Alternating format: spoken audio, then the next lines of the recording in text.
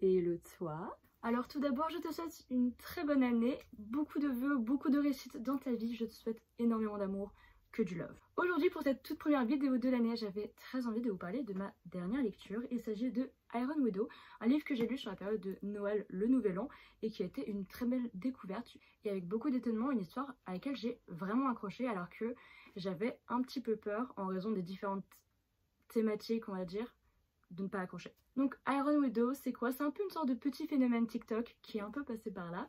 C'est un roman écrit par Xiran Jay Zhao, navré pour la prononciation, et qui est un livre sorti aux éditions La Martinière Jeunesse. Donc pour ma part, je l'ai emprunté à la bibliothèque, mais vous pouvez vous le procurer à 20 €. Donc je vous préviens d'office, parce que moi j'ai été étonnée de la prendre bien trop tard. Ceci n'est pas un one-shot. C'est au minimum une duologie et le tome 2 n'est pas encore sorti, ni en anglais ni en français. Donc attendez-vous à quand même avoir mal, parce que la fin termine sur un cliffhanger. Bref, j'arrête de vous teaser et on passe directement au résumé de l'histoire. Donc Iron Widow, qu'est-ce que c'est? Il faut imaginer un univers qui est assez semblable au nôtre, sauf que ça se passe quelques milliers d'années après notre ère. Dans cet univers-là, la majorité de la population mondiale a disparu en raison d'une menace extraterrestre qui est venue d'on ne sait où et qui a un peu détruit l'ensemble de la population. Il reste cependant des populations qui ont survécu, notamment la population qu'on va suivre et dont est issu notre personnage principal. Ça se situe donc en Chine. Une grosse société a survécu là-bas et se sont recentrées sur les grosses villes et s'est recentrée surtout autour de la Grande Muraille de Chine. Cette menace extraterrestre, on les appelle les Undun. Ce sont des êtres qui n'ont pas vraiment de conscience et qui ont des pouvoirs, on va dire, en lien avec le Qi. Donc le Qi, dans la croyance chinoise, on va dire que c'est l'énergie vitale. Donc ces créatures, elles sont venues sur Terre pour récupérer une ressource qui leur est vitale et que la population humaine cache pour, on va dire, se préserver de ces créatures. Mais en même temps, bon, ces créatures, elles vont les buter pour essayer de les récupérer. Et donc face à cette menace, les hommes ne vont pas se laisser faire et vont commencer à combattre ces créatures. En en tuant certaines, ils se sont rendus compte qu'ils pouvaient réutiliser le corps de ces créatures pour créer ce qu'ils appellent par la suite des chrysalides. Donc des chrysalides, ce sont, on va dire, des créatures un peu mécaniques, un peu à la Pacific Rim, qui peuvent être contrôlées par un esprit masculin et féminin. Il doit avoir deux esprits, donc le yin et le yang, et donc on associe ça à l'homme et la femme. Mais on ne sait pas en fait si on peut faire deux hommes et deux femmes ou autre. Et au fur et à mesure qu'ils tuent ces créatures et qu'ils créent de nouvelles chrysalides, il est plus facile pour eux d'avancer et de récupérer du territoire. Sauf que ces créatures continuent d'arriver par vagues et représentent une énorme menace pour eux, à tel point qu'ils ont dû reculer jusqu'à la Grande Muraille de Chine, qui leur sert de grande muraille de protection.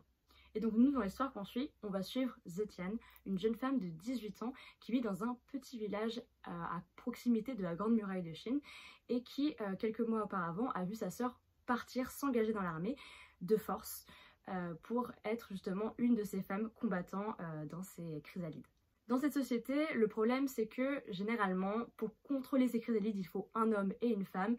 Sauf que dans la grande majorité des cas, lorsqu'une femme monte dans une de ces chrysalides, elle finit à chaque fois par se faire tuer par son concubin.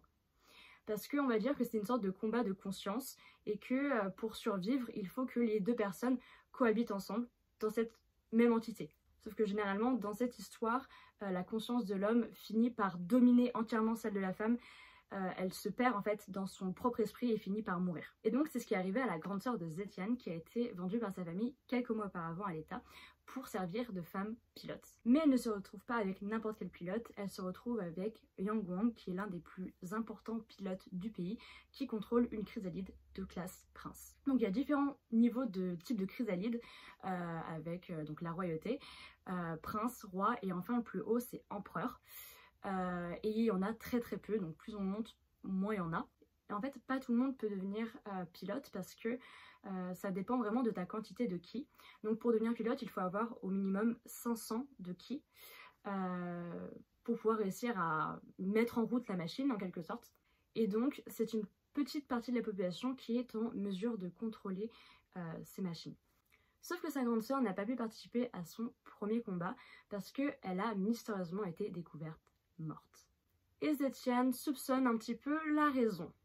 Ainsi, dans cette histoire, on va suivre une femme poussé par le désir de vengeance, venger sa sœur, venger toutes les femmes qui subissent ce traitement au quotidien, parce que le cas de sa sœur n'est pas un cas isolé, parce que de nombreuses femmes vivent la même chose, maltraitance, abus et pour de nombreuses, la mort. Et donc, elle aussi, elle décide de s'enrôler dans l'armée, et volontairement, pour pouvoir se venger et tuer l'homme à l'origine de la mort de sa sœur.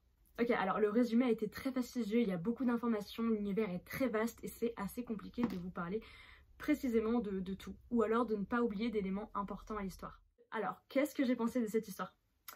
J'ai eu très peur au début parce que je suis pas du tout fantasy, fantastique, imaginaire, un peu dans le style magie, j'aime pas trop ça. Et j'avais peur que ça soit dans ce style, mais je voulais quand même tester. Et on va dire qu'avec étonnement, ce n'était pas trop dans cette vibe-là. En fait, cet univers, c'est vraiment un remake de Pacific Rim avec un énorme point de vue féministe qui a été ultra intéressant du début à la fin. J'ai vraiment été hyper captivée par l'histoire, par notre personnage principal qui a de très fortes valeurs, qui a une très forte volonté et une très grande détermination pour venger sa sœur. Et ce que j'aime beaucoup avec ce personnage, c'est que elle ne s'arrête pas là. C'est qu'une fois que sa mission, on va dire, est accomplie, elle va aller plus loin, toujours plus loin. Je vous le cache pas, le livre m'a vraiment beaucoup plu. Le soir où je l'ai commencé, j'ai vraiment pas pu le lâcher. Pendant 3-4 heures, j'étais en train de lire non-stop et ça faisait longtemps que j'avais pas fait ça. Et j'ai vraiment lu quasiment la moitié du bouquin en une soirée parce que j'étais hyper hypée par l'histoire. Et donc le livre, en une semaine, il était fini. Donc j'ai vraiment bien aimé. Et en fait on peut pas se lasser des événements parce que on en apprend toujours plus sur l'univers, sur la politique du pays, comment ça fonctionne, quelle est la vision des hommes, quelle est la vision des femmes, comment les femmes sont perçues dans cette société. Et comme je vous l'ai dit, le point qui m'a le plus plu, c'est peut-être le côté féministe que met l'auteur dans cette histoire. En fait, elle a montré que dans cette société, bien que ça se passe des milliers d'années après la nôtre, eh bien il y a encore énormément de discrimination, voire même pire que maintenant, parce que dans cette société, les femmes, elles ont vraiment un rôle objet. C'est donc soit des mères, soit des concubines pilotes qui sont vouées à la mort, ou alors elles sont vendues. Donc dans tous les cas, les femmes n'ont pas un rôle très important dans cette société et elles sont vraiment rabaissées au rang de sous-fifres.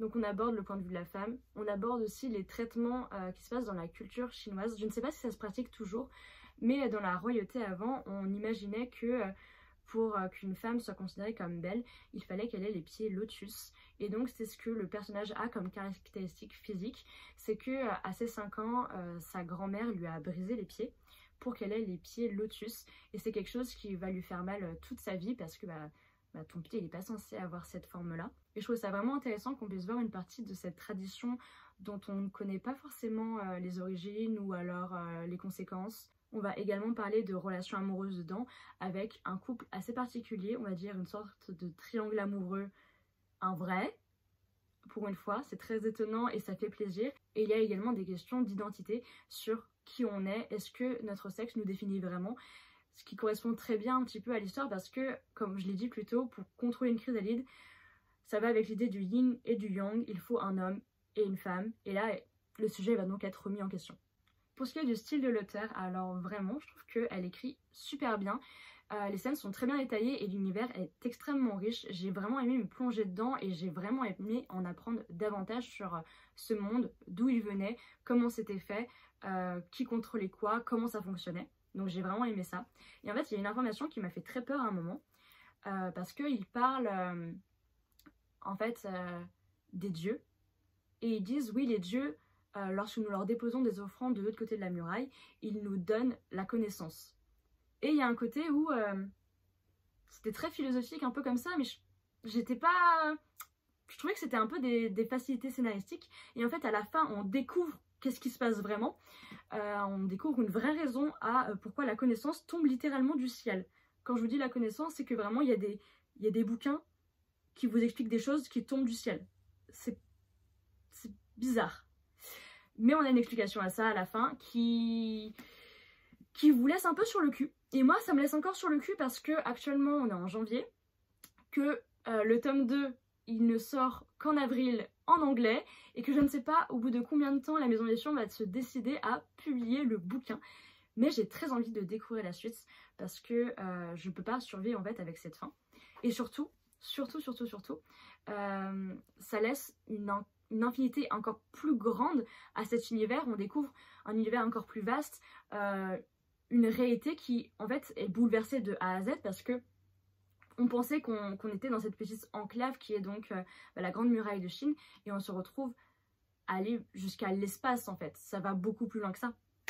Vraiment, si je peux vous donner une sorte de comparaison, je dirais que ce livre c'est un mélange entre Attaque des Titans et Pacific Rim.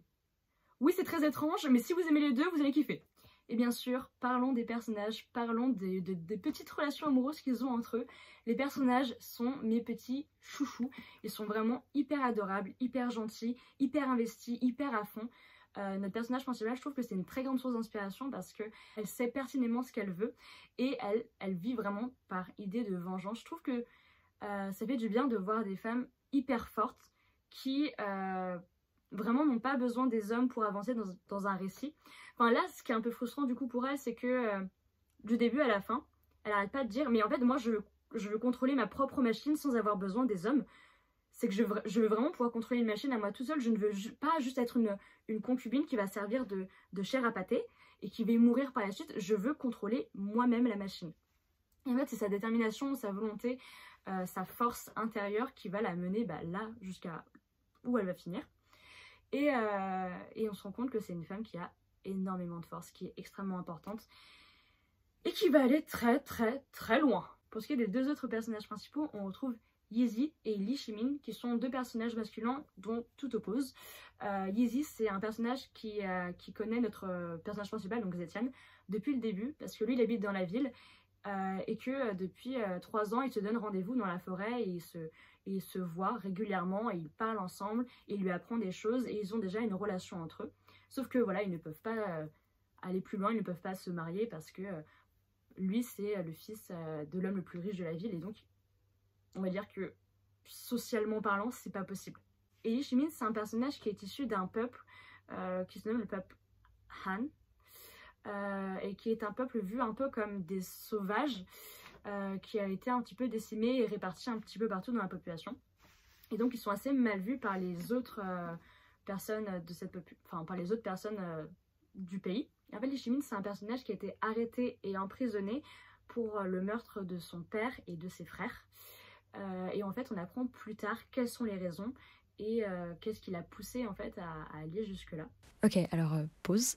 J'ai oublié de dire le plus important sur ce personnage. En fait, à la suite de son crime, il va suivre des tests pour savoir quelle est sa quantité de ki et ils vont découvrir qu'il possède le ki le plus puissant du pays et qui peut donc contrôler la plus puissante machine qu'il possède. C'est assez contradictoire avec sa position de criminel, mais ils vont donc l'utiliser pour combattre les Undun. Et vous allez voir, c'est un personnage qui est assez ambivalent et qui est extrêmement attachant. Je trouve qu'un point qui est super cool, c'est que de manière scénaristique, la manière de raconter les événements dans le passé sont vraiment bien faits parce que à travers le lien de la chrysalide, parce que quand les deux personnes contrôlent la chrysalide, ils ont chacun accès aux souvenirs de l'autre et je trouve que c'est une très belle manière de voir quel passé ils ont, quel traumatisme les hante encore aujourd'hui. Et ça permet justement de donner de la profondeur au personnage sans avoir à raconter les événements mais en les montrant. Voilà, je crois que ça s'appelle du show don't tell. Voilà, j'ai beaucoup aimé cette histoire et du coup pour l'anecdote, j'ai appris à la dernière minute, vraiment genre sur la fin du bouquin, qu'il y avait un deuxième tome en fait et que ce deuxième tome n'était tout simplement pas sorti. Et j'ai vraiment eu une pensée pour les personnes qui avaient lu ce livre à sa sortie. Le livre est sorti en 2021, on est en 2024 et il n'est pas encore sorti. Ça fait 3 ans qu'il y a des gens qui vivent avec ce putain de cliffhanger qui arrive à la fin du bouquin, je ne sais même pas comment ils font.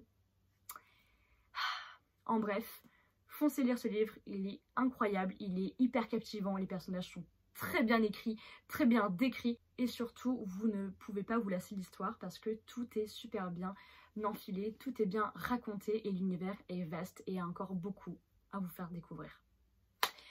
Voilà, en tout cas je suis super contente d'avoir pu vous parler de ce bouquin, j'espère très sérieusement avoir pu vous captiver et vous donner envie de l'acheter et sinon on se retrouve dans une prochaine vidéo. A plus!